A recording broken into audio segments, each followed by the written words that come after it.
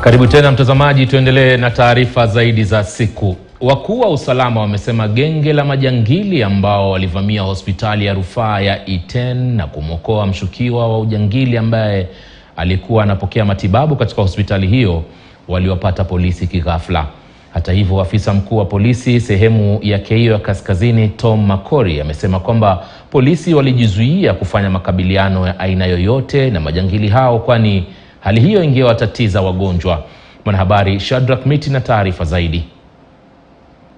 Katika hatua inayoashiria ujasiri na ubaiba wa majangili dhidi ya vyombo vya usalama katika ukanda wa kaskazini mwa nchi, majangili waliivamia hospitali ya rufaa ya Iten na kumwokoa mgonjwa aliyekuwa akitibiwa, ila alikuwa chini ya uangalizi wa polisi.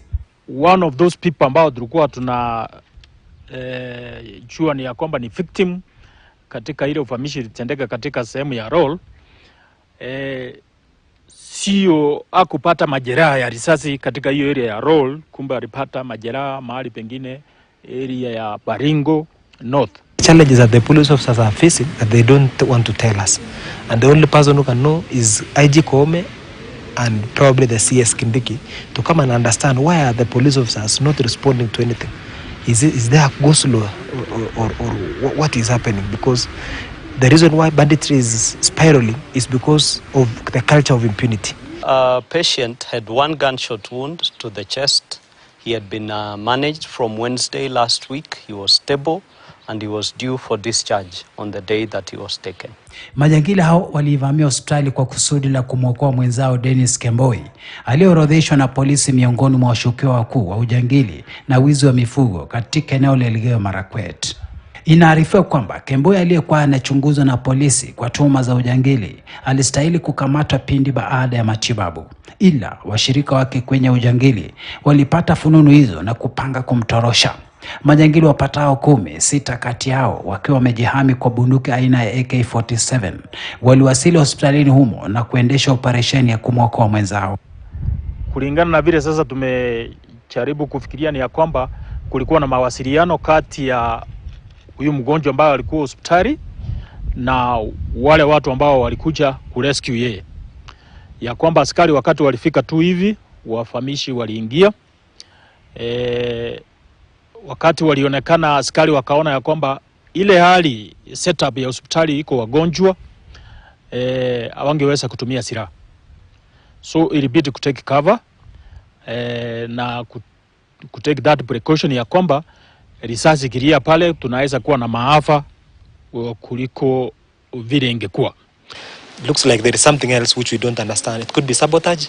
It could be that probably the police are not paid, or something that they don't want, or their conditions are not good, or we recruited people who don't want to work anymore, or people people are not interested in working anymore. There is just something that is not understood. Uvamizi wa majangili ni tukio jingine linaloonyesha namna majangili wamekuwa na ujasiri dhidi ya maafisa wa usalama katika eneo la kaskazini mwa nchi. Shadrack Miti, KTN Leo. Kwingineko, imebainika kuwa takriban robo tatu ya kaunti zote 47 hapa nchini Kenya zinapoteza mabilioni ya pesa kila mwezi kupitia mishahara ambayo inayowalipa wafanyikazi hewa na bandia. Katika ukaguzi uliofanywa na Wizara ya Utumishi wa Umma kuhusu rasilimali katika kaunti mbalimbali hapa nchini, magavana wa sasa na wale ambao waliotangulia waliidhinisha malipo ya mishahara kwa wafanyikazi wasiokuwepo na kulipia shughuli ambazo hazikuweza kutimia. Kama anavyoarifu mwanahabari Chris Thairu, kaunti ya Kiambu hupoteza zaidi ya shilingi milioni 300 kila mwezi kulipa mishahara gushi kwa wafanyikazi hao. Ile sitakubali ni mtu kutumia gari ya kaunti kufanya mambo mbaya, kwa sababu wengine wenu ninaambiwa mnakodishwa na watu, other people use you. Baada ya magavana 47 kuchukua usukani rasmi, waliomba ukaguzi wa wafanyikazi wote walioajiriwa na serikali ya kaunti pamoja na magari kwa ajili ya uwajibikaji. Tayari baadhi ya magavana wamepokea ripoti zao za ukaguzi. Katika kaunti ya Kiambu imebainika kwamba kaunti hiyo imewaajiri wafanyakazi wa kawaida 2,300 kinyume na sheria, na wote wanapokea mishahara yao ya mwezi. Your days are numbered. we are not going to allow people who are working as far as in Mutwapa and they have salaries inside the county of Kiambu. Long distance drivers driving to Rwanda and Uganda, permanently employed in other places, in private companies, still earning salaries in Kiambu. Kulingana na gavana wa Matangi, kaunti hiyo imekuwa ikipoteza zaidi ya shilingi milioni 300 kila mwezi, fedha ambazo huenda kwa watu ambao waliwacha kuifanyia kaunti hiyo kazi. That you have got more than 1,396 cases of people who have duplicated bank accounts. People with same PIN number appearing in more than 2 accounts. People with the same identity appearing in different accounts. Now what that means that you have people within the county who earn more than 2 salaries. Katika baadhi ya kaunti uwepo idadi kubwa ya wafanyakazi tayari yamevutia makachero kutoka tume ya maadili na kupambana na ufisadi nchini EACC kwa uchunguzi zaidi baada ya kupokea ripoti zao za ukaguzi. The wage bill for Kiambu per year is 7 billion. That has been the growth of the wage bill. And you can ask yourself, if within 2 cycles of 2 devolved governments, we have risen from 2 to 7 billion, what would happen if we have 4 cycles? You find that we will be paying more than we receive. Kero la kupoteza fedha katika kuwalipa wafanyakazi hewa tayari limefanya kaunti nyingi kutoweza kutenga fedha za maendeleo, huku miradi mingi iliyoanzishwa na serikali za kaunti kikwama. Kuchelewa kwa utoaji fedha kutoka serikali ya kitaifa hadi ya kaunti tayari kumefanya hali ya utoaji huduma kuwa mbaya zaidi. Chris Dairo, KTN News, Nairobi. Na Rais William Ruto amesema serikali haitokopa tena pesa ili kulipa mishahara ya wafanyikazi wa umma. Hii ni baada ya tetesi kuibuka kufuatia kuchelewa kwa mishahara ya mwezi Machi.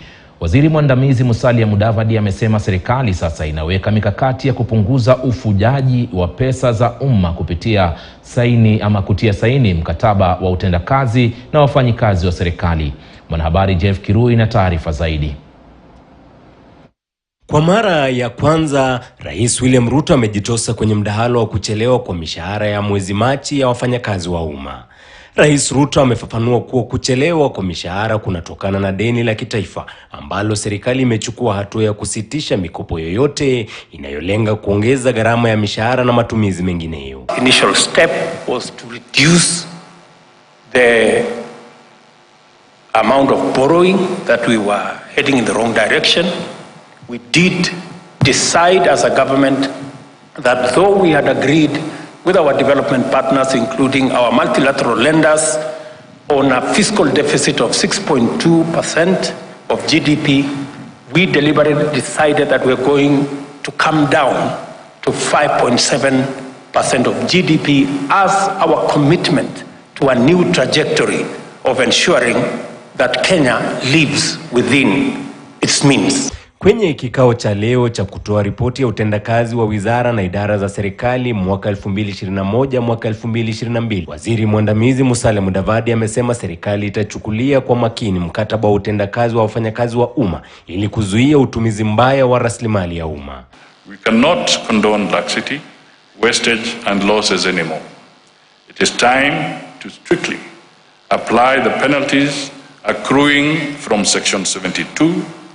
Accounting officers failing to manage public assets to achieve value for money will henceforth be penalized. The same applies to application of Section 74(4). Public officers who breach accounting responsibility by making or permitting expenditure that is unlawful will be discharged.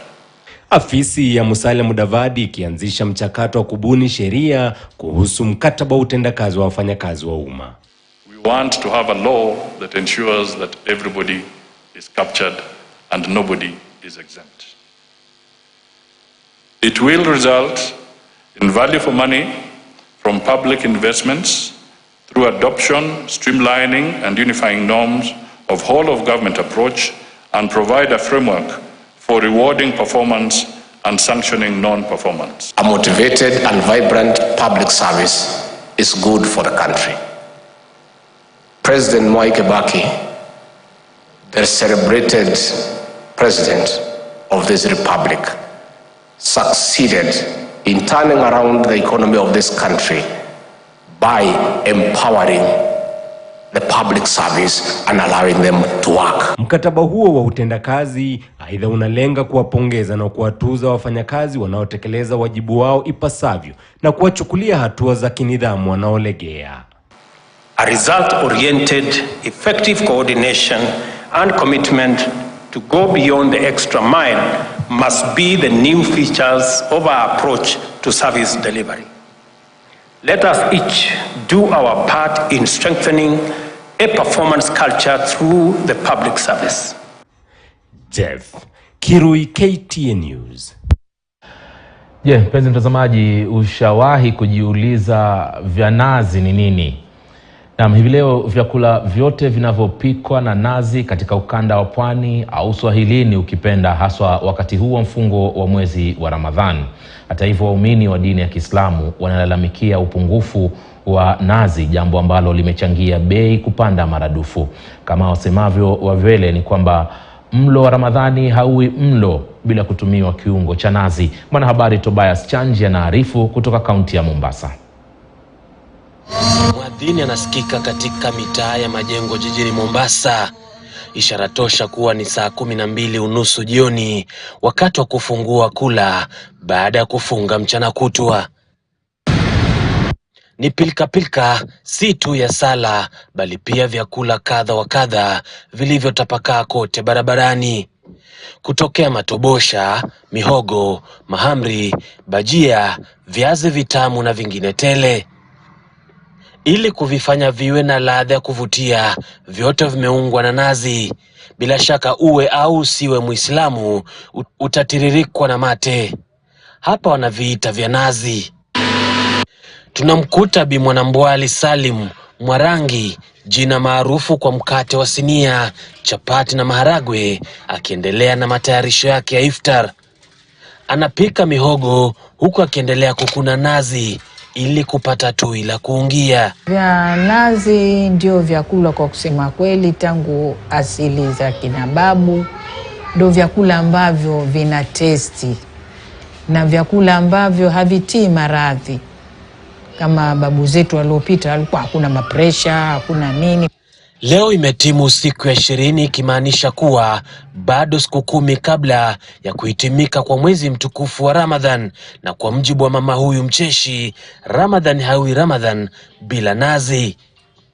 Ramadhani kile kikao kipendeze ni vyakula vya nazi. Kiasi cha nazi, mogo wa nazi, mkate wa sinia nazi, kitumbua nazi, matango nazi, kiazi kitamu nazi, nduma nazi. Hofu iliyoko sasa ni kuwa kuna upungufu wa nazi, tofauti na ilivyo misimu mingine ya Ramadhan. Kwa hiyo Ramadhani bwana, kama hii nazi itapotea, sijui itakuwaje. Mungu mwenyewe amuelea. Itakuwa hiyo si Ramadhani. Ndio abidi sasa tununua nazi mpaka 150. 100 ndio bei ya kwanza. Na nazi ndogo. Na si nazi tu zilizopanda.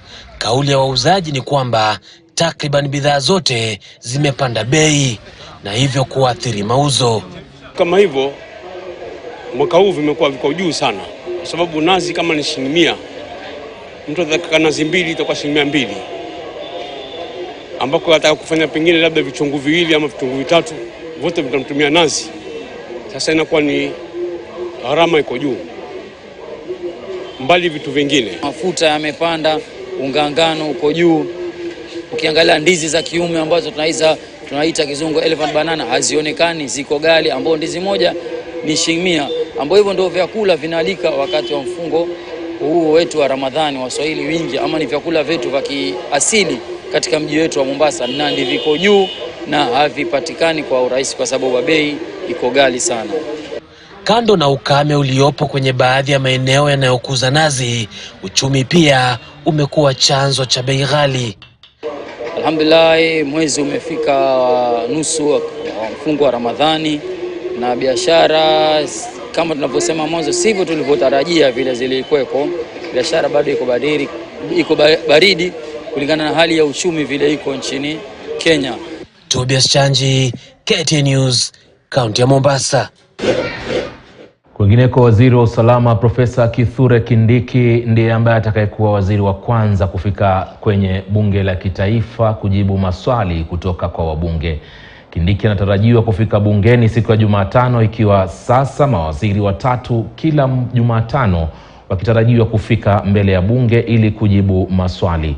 Haya yanajiri huku ripoti kuhusu ushirikiano wa Kenya na Uingereza kuhusiana na suala la jeshi ikifikishwa bungeni. Daniel Kariuki anaangazia kurejea kwa bunge baada ya likizo fupi.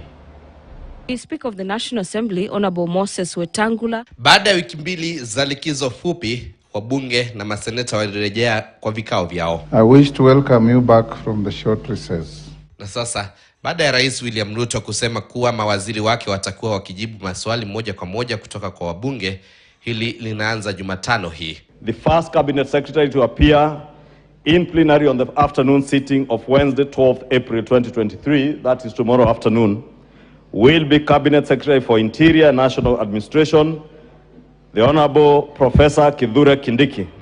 And on an average day, we want to deal with at least 3 ministers. If the questions are spread thinly, then 4 ministers at the very most. Hata hivyo, wabunge wamehimizwa kuhakikisha kuwa maswali watakayouliza yataangazia maswala muhimu pekee. Represent your constituencies. So don't bring a question, then you embark on asking things that are unrelated to the very question that you have brought to the House. And I shall be updating again on Thursday during the normal statement on the cabinet secretaries who appear in the next week.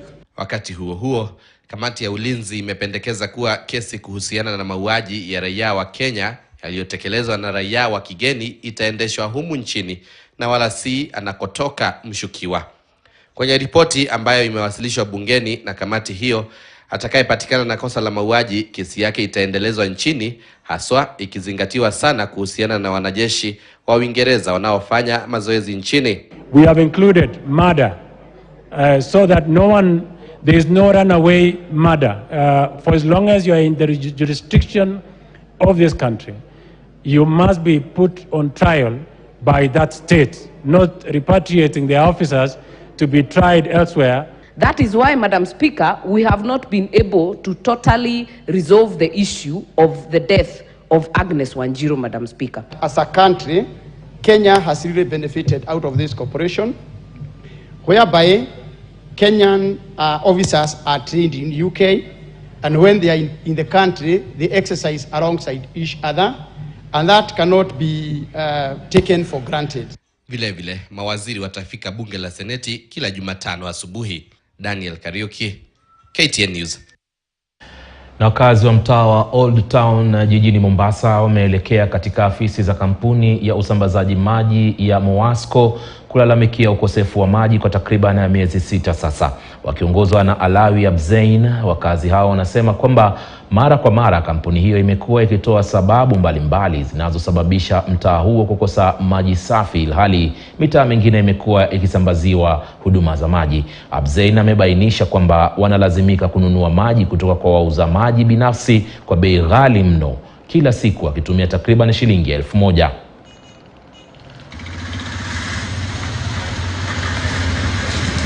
Maji ile tunapata katika kaunti ya Mombasa, tunatoa kwa kaunti zingine. Kaunti ya Kilifi kule kuna mtambo unaitwa Balicho, na huo mtambo pia unatumia stima. Kuna maji ingine inatoka kaunti ya Taita Taveta inaitwa Mzima Springs. Kutoka Mzima Spring kukuja Mombasa ni 220 km. Tuna maji ingine inatoka Kwale County, Malele Springs na Tiwi Bohos. Kutoka huko kuja Mombasa ni 40 km, ni kilomita 40. So kwa mambo yote ni kwamba hizo mahali maji, mambo yote ya maji mahali inatoka vidimbwi za maji, sote sisi kama Mombasa ni sisi tuko mwisho. So inategemea wale watu wako kwa hizo mabomba ya maji ni wakunywe, ni kama sisi tunapata ile kidogo imebaki. Na hatimaye wawakilishi wadi kaunti ya Nairobi wanaandaa mswada ambao utakaosaidia serikali ya kaunti ya Nairobi kubuni mbinu ya kuwajengea watoto wasio na makao yao maalum katika eneo la Ruai hapa Nairobi. Hayo yalisemwa na mwakilishi wadi eneo la Kayole Collins Ogenga kwenye hafla ya kutoa msaada wa vyakula, mavazi na pia kuwarembesha watoto wasiokuwa na makao katika mtaa wa Kayole. Ogenga pia alitumia fursa hiyo kuwatakia Pasaka ya kufana watoto hao, huku akiomba wahisani na Wakenya kutumia msimu huu wa Pasaka kuwakumbuka wale ambao hawakubahatika katika familia. Gavana Sakaja ako na mpangilio mzuri na kuna motion ililetwa kwa bungeni county assembly kuhusu our street children, na kuna ardhi huko Ruai tunawajengea manyumba na hostels watakuwa unapelekwa huko. While we are observing Easter celebration, that we remember people who have nothing to celebrate, and celebrating with people who are left behind, si hela tu, saa zingine just being there for someone, Tunajaribu kusema tusiwatenge hao watu. Juu hao watu kama wamejiweka ni maisha ilisukuma mtu akakuwa kwa family ya street. Unaona, alafu tena wanakuja na mtengo, wezi muhusisha kwa kitu yote. Inakuwa ni mbaya, na the same people pia wanapiga kura. Families are not functional. That is why you see children leaving their families, coming to the streets. So families need to come up and take care of the children. Naam, taarifa hiyo ambayo ilikuwa ni ya jana, mtazamaji, inatukamilishia taarifa za KTN leo jioni hii. Asante sana kwa kutazama. Taarifa zaidi utazipata kwa lugha ya Kiingereza mwendo wa saa 3 kwenye KTN News. Hadi wakati huo, mimi naitwa Ali Manzu, endelea kuwa nasi.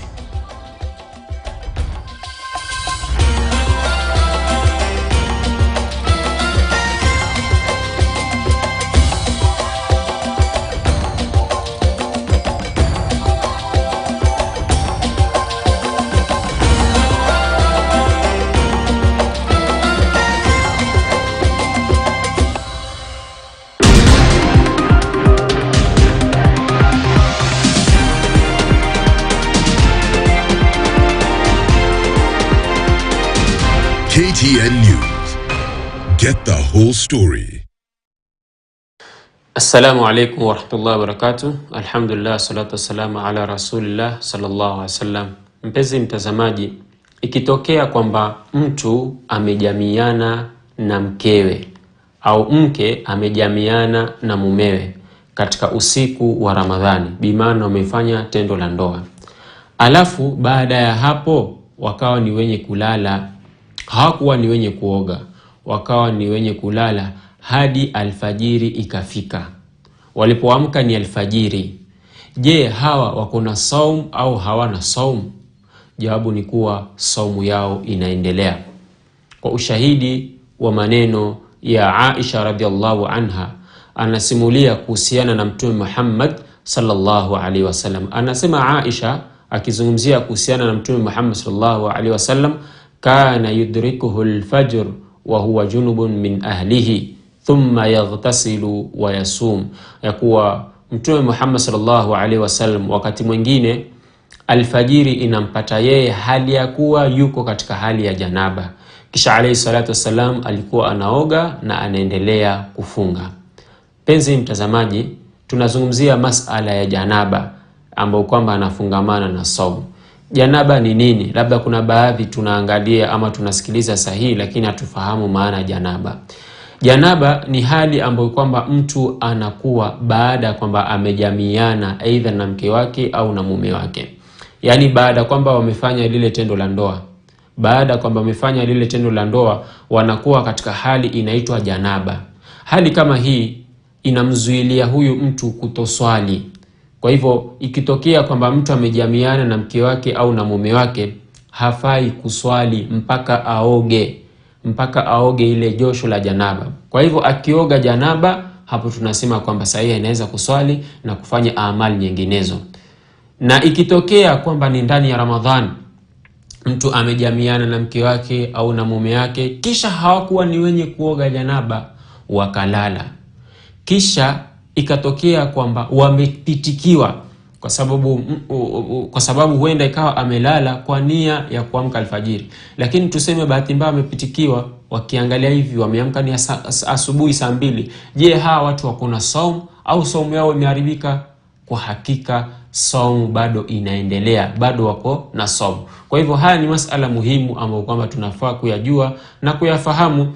Na hii masala pia inahusiana na mwanamke ambaye kwamba labda alikuwa katika haidh, kisha ile haidh ikawa imeisha usiku wa Ramadhani, haidh yake imefanya nini? Imeisha. Sasa huyu mwanamke akawa ni mwenye kulala hivyo mpaka akaamka alfajiri, akawa ni mwenye kuoga. Je, saumu yake itakuwa ama haitakuwa? Saumu yake itakuwa. Iwapo mwanamke haidh yake imeisha alafu hakuoga mpaka ilipofika alfajiri ndio akawa ni mwenye kuoga na akaswali salatul fajri, saumu yake iko na sala yake imekubalika. Haya ni masala muhimu yanayofungamana na tahara. Kwa hivyo hali ambayo kwamba ni ya janaba haifanyi mtu kwamba saumu yake imeharibika. Kama mtu yuko katika janaba, anaweza akalala, akaamka alfajiri, akaoga, vile vile akatekeleza salatul fajri na akaendelea kuwa na saumu. Pamoja na kuwa ni muhimu zaidi mtu akipatwa na ile hali ya janaba apatilize kuoga pale kuliko yani kulala kuendelea, afadhali mtu aoge. Lakini pia ni ruhusa mtu akitaka baada kwamba amefanya tendo la ndoa, basi anaweza kulala mpaka alfajiri, au kabla kulala pia anaweza kutawadha alafu akalala mpaka alfajiri. Tunamwomba Allah subhanahu wa ta'ala tuongoze, atupe ufahamu wa dini, tuwe ni miongoni mwa wale ambao kwamba wanafahamu dini yao.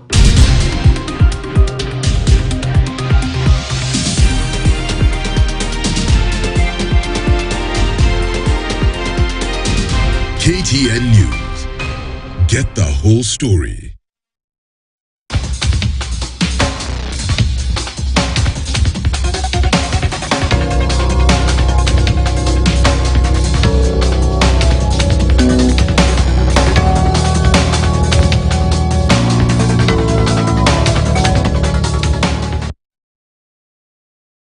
We value your feedback and welcome any comments, queries or complaints regarding our news content.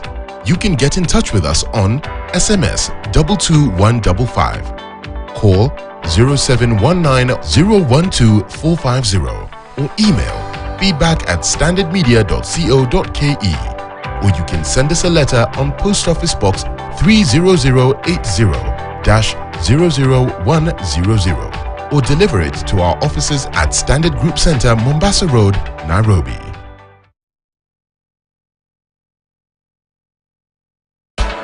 Hi Wycliffe. Yes, hello. So unajua leo ndo mkoko unalika maua kakangu. Nafikiri nitakuwa nimefika hapo, kwa hivyo tupatane ndani ya Radio Maisha kama kawaida, so unajua tu.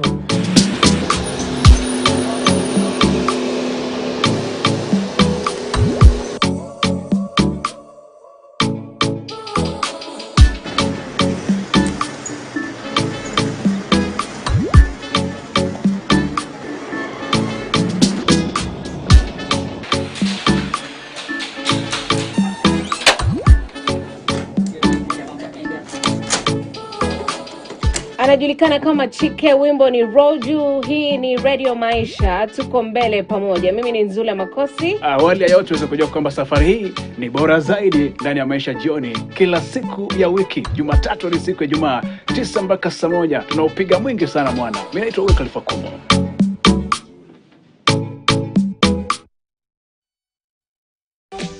Club Kiboko Festival is here. The Standard Group Fraternity is inviting you to the Bonding and Fun event on 29th of April 2023 at the Ulinzi Sports Complex, Langata. You don't want to miss the fun-filled environment where up to 3,000 kids will consume various products and be engaged in edutainment, outdoor activities, concerts and outdoor gaming experience. Be a part of the Club Kiboko Festival and get value on brand experiential and engagement spaces, gaming stations, an expo area and mentions. Get your tickets today on Ticket Hub at 500 shillings for kids and 300 shillings for adults. To book your space or get more details, call 0727 201 922 or email hgikandi@standardmedia.co.ke. Club Kiboko Festival. Miss it, miss out. Candace, what's that? I brought you a small bonus. Bonus for what? You got us 299 family dinners, 64 kisses on the cheek, 12 road trips to see grandma, 42 jokes from daddy, 49 laughs from mommy. In over 60 years of dealing with numbers, we've learned that the numbers that matter the most to you are the ones that matter the most to us. NCBA Bank. Go for it.